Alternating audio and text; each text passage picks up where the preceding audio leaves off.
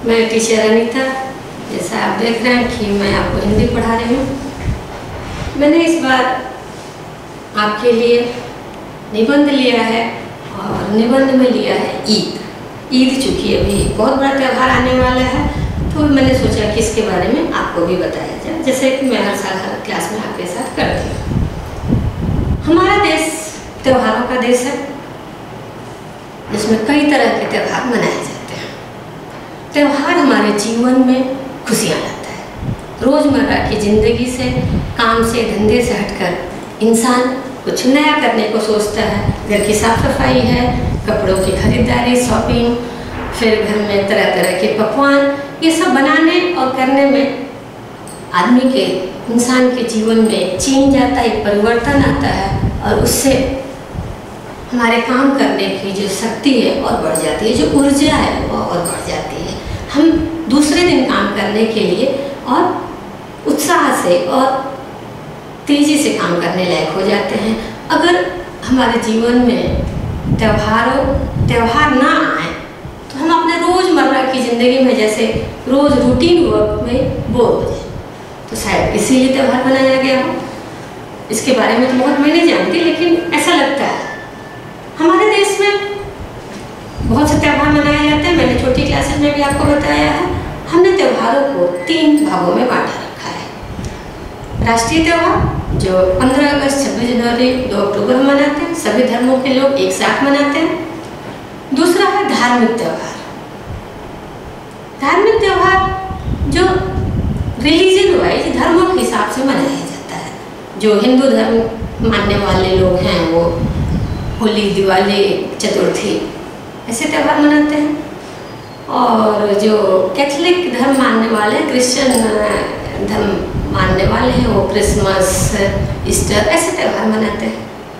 हम शामिल सब में होते हैं।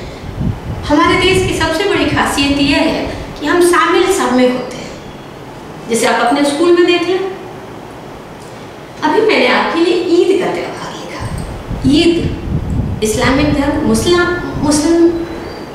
मुसलमान लोग मनाते हैं, जो इस्लामिक धर्म मानते हैं उनका त्यौहार है ये।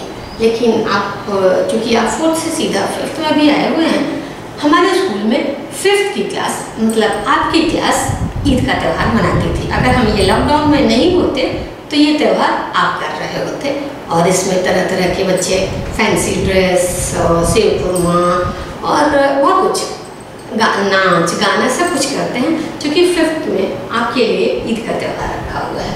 तो चलिए मैं आपको ईद के बारे में बताती हूँ।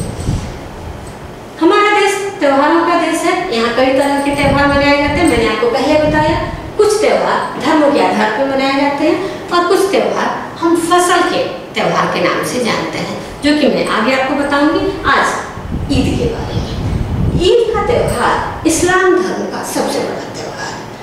इस्लाम धर्म कहते हैं, जो मुसलमान भाई जिस धर्म को मानते हैं उसे कहा जाता है इस्लाम धर्म। यह त्यौहार रमजान के आखिरी दिन चांद देखकर दूसरे दिन मनाया जाता है।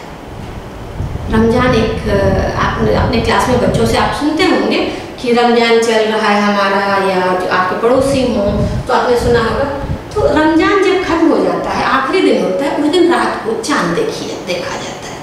चांद देखने के बाद दूसरे दिन ईद मनाई जाती है। अब ये रमजान क्या है? रमजान एक महीने का नाम है। जैसे हमारे कैलेंडर के हिसाब से हम जनवरी, फरवरी, मार्च, अप्रैल बताते हैं, वैसे इस्लामिक कैलेंडर भी है, वैसे हिंदू कैलेंडर भी है जिसमें चैत, वैसाख ऐसे महीने आते हैं, वैसे इस्लामिक कैलेंडर भी है। और उस कैलेंडर के हिसाब से रमजान साल का 9वां महीना है। जैसे कि हमारा सितंबर का महीना आता है, तो साल का ये 9वां महीना है, और ये महीना बहुत पवित्र माना जाता है। पवित्र मीन्स होता है होली। वैसे यहाँ पाक इस्लाम के हिसाब से पाक कहा जाता है, इसलिए मैंने यहाँ पाक लिख दिया है आपके लिए। पाक बहुत पवित्र माना जाता है। कहते हैं इसी महीने में जो इस्लामिक गॉड मान सकते हो, उन्हें कुरान लिखने की प्रेरणा मिली थी। उन्हें उनके मन में आया कि वो कुरान लिखेंगे। अचानक, जैसे उन्हें भगवान माना जाता है, गॉड माना जाता है, तो वो तो हमें बताया नहीं जा सकता। तो मक्का की गुफा, मक्का सऊदी की तरफ एक जगह है जहाँ एक गुफा में रहकर बहुत वहाँ के यहाँ से अपने यहाँ देश से भी बहुत से लोग मक्का जाते हैं रमजान के महीने में या उसमें। वहाँ एक गुफा में रह करके मोहम्मद साहब ने कुरान की रचना की। रचना करना मीन्स होता है लिखना। जब वो कुरान लिखने के लिए गुफा में गए, उसके बाद वो उसमें इतने तल्लीन हो गए, इतने लीन हो गए कि वो खाना पीना ही भूल गए। और उन्होंने कुरान पूरी जब लिख ली और जब गुफा से बाहर आए, वो दिन रमजान का आखिरी दिन था, रात हो चुकी थी, चांद निकल चुका था और लोगों ने उस समय खुशियां मनाई और दूसरे दिन ईद मनाई गई। तब से ही कहा जाता है, तब से ही ईद मनाने की परंपरा चली आ रही है।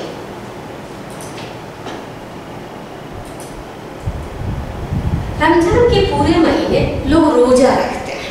मैंने आपसे पहले भी कहा कि आप हमारे स्कूल में बहुत से बच्चे हैं, आपके साथ पढ़ने वाले और आपके आसपास भी होंगे जो लोग कहते होंगे कि हमारा रोजा चल रहा है। रोजा मीन्स होता है उपवास, फास्ट। इस रोजे के समय कुछ भी नहीं खाया पिया जाता। पूरे एक महीने का लोग रोजा करते हैं और सुबह, ऐसे मैं एक्यूरेट टाइम तो आपको नहीं बता सकती, लेकिन सुबह 3 बजे के आसपास लोग उठते हैं और कुछ खाते हैं। कुछ मतलब खाना पूरा फ्रूट्स, वेज नॉन वेज कुछ भी खाते हैं, सब कुछ खाते हैं जो उन्हें खाना अच्छा लगे वो कुछ भी खा सकते हैं। उस खाने को सरगी खाना कहते हैं कि हमने सुबह उठ करके सरगी किया, ऐसा। तो उसमें वो कुछ भी खा सकते हैं, वेज नॉन वेज कुछ भी, जो जिसको पसंद हो वो खा सकता है। उसके बाद जब सरगी खा के खत्म हो जाता है तो सुबह 5 बजे फिर उनकी नमाज होती है और उसके बाद से कुछ भी नहीं खाया जाता। कुछ खाने की बात बहुत दूर है, पानी भी नहीं पीते। और आप बच्चे हो, कहना तो नहीं चाहिए, लेकिन फिर भी जैसे पुराने लोग टबको और पान ऐसी चीज़ें खाते थे, ये भी वर्जित होता है, ये भी मना होता और लोग ये भी नहीं खाते। शाम को 6 बजे के आसपास, क्योंकि टाइम ऊपर नीचे होता रहता है इसलिए मैंने आसपास शब्द यूज किया है आपके लिए। इसे मगरिब का टाइम कहते हैं, मुस्लिम में उसके हिसाब से मगरिब बोलते हैं, शाम का टाइम होता है। उस समय अजान होती है, अजान मस्जिद से बोला जाता है, कुछ अजान होती है और फिर लोग रोज़ा खोलते हैं। रोज़ा तोड़ना नहीं, रोज़ा खोलना बोलते हैं। फिर उस समय वो लोग कुछ खाते पीते हैं और उस समय जब कुछ खा पी लिया उसके बाद वो पूरी रात मतलब सुबह 3 बजे तक कुछ भी खा पी सकते हैं। कोई ऐसे कोई खाता नहीं है, लेकिन अगर किसी को भूख लगी, प्यास लगी तो खा पी सकता है। ईदगाह की नमाज, ईद की नमाज ईदगाह पे पढ़ी जाती है। मस्जिद के शहर में मेरे हिसाब से मस्जिद के आसपास एक खुली जगह होती है जो अंडर मस्जिद होती है, मस्जिद के अंदर उसमें आती है, लेकिन ओपन प्लेस होता है, उसमें कोई दीवार कोई घर ऐसा कुछ नहीं होता, उसे ईदगाह कहते हैं। और सभी लोग वहीं इकट्ठे होते हैं और नमाज पढ़ी जाती है। वहाँ मेले लगते हैं। अब मेला क्या चीज़ होता है? मेला कहते हैं जैसे आप फेस्ट देखा है आपने, आप फेस्ट में जाइए तो खिलौने बिकते हैं, बलून बिकते हैं, कुछ स्वीट्स बिकते हैं, वैसे ही ईदगाह पे भी मेले लगते हैं। लोग वहाँ नमाज पढ़ते हैं, लेकिन वहाँ नमाज पढ़ने गर्ल्स या लेडीज़ नहीं जाती, वहाँ सिर्फ मेल और बॉयज़ को अलाउ होता है। वहाँ लोग नमाज पढ़ते हैं और नमाज खत्म होने के बाद जब प्रे खत्म हो जाता है तो एक दूसरे को गले मिलते हैं और ईद की मुबारकबाद देते हैं। इस दिन, इस ईद में, ईद भी 2 तरह के होते हैं, इसे ईद कहते हैं और एक होता है बकरीद। इस ईद में घर में मीठी सेवइयाँ बनाने का प्रथा है या रिवाज है। कल्चर, प्रथा या रिवाज या कल्चर एक ही वर्ड है। इसमें मीठी सेवइयाँ बनाते हैं जिसे गोवा में सेव खुरमा कहा जाता है। और ये सेव खुरमा लोग खुद भी खाते हैं और आने जाने वाले जो विश करने आते जाते हैं उन्हें भी खिलाया जाता है। इसलिए इस ईद को मीठी ईद भी कहा जाता है, क्योंकि इसमें नॉनवेज का कुछ नहीं होता, इसे मीठी ईद कहा जाता है। घर में जो बड़े होते हैं, ग्रैंड पेरेंट्स, पेरेंट्स, दादा दादी, नाना नानी, वो बच्चों को कुछ गिफ्ट देते हैं, अपने से छोटों को कुछ गिफ्ट देते हैं। गिफ्ट खिलौने भी हो सकते हैं। कैश देने की परंपरा ज़्यादा है, लोग कैश देते हैं। कैश मीन्स होता है, आप जानते हैं कैश पैसे देना, उसे ईदी कहते हैं। जो गिफ्ट मिलती है उसे ईदी कहते हैं। एक चीज़ और है, हमारे सारे त्योहारों में नए कपड़े पहनने का कल्चर चला आ रहा है, पुराने ज़माने से चला आ रहा है। लोग शायद वो मैंने आपको स्टार्टिंग में बताया कि शॉपिंग करना, बाजार से खरीदना, उसमें भी लोगों को बहुत खुशी मिलती है।